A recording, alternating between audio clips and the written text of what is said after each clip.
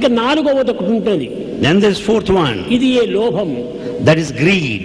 లోభం హిత్వా సుఖీ భవేత్.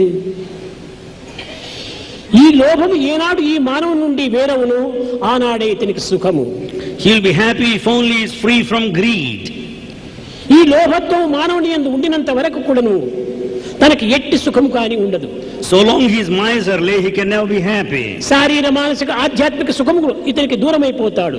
He will be far off from the body, physical, mental ఈ happiness. లోభత్వమును ఒక కుక్కకు పోల్చుకున్నారు. This greed is compared to that of a dog. తాను అనుభవించడు, పరులకు అందించడు. It neither enjoys nor shares. పశువులు గడ్డి తింటాయి. The cows graze grass. అట్టి గడ్డివాము పైన కూర్చున్నటువంటి కుక్క పశువులను రానివదు, తాను ఈ గడ్డి తినదు. The dog that sits on the heap of grass neither partakes nor allows other to share. అదే విధంగానే ఈ లోభి అనేటువంటి వాడు తాను భుజించడు, పరులకు అందించడు. The miserly man doesn't enjoy nor allows ఈ others. లోభిని చూస్తే లోకమంతా కూడా హీనంగా భావిస్తాయి. A miser is considered as a mean one by all. కనుకనే లోభము ఉండినంత వరకు కూడాను ఇతనికి సుఖం అనేటువంటిది కలలో కూడాను ఉండదు. So long he is miserly, he cannot dream of happiness. కనుక ప్రతి మానవుని యందు కూడాను ఈ అహంకారము,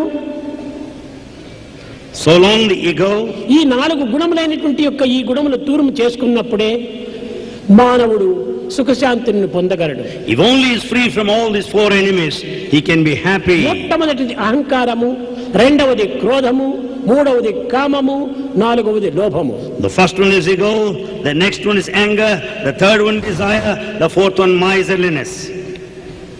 నిజముగా మానవుని యందు ఈ నాలుగు కూడాను ఉండవలసినటువంటివి కాదు.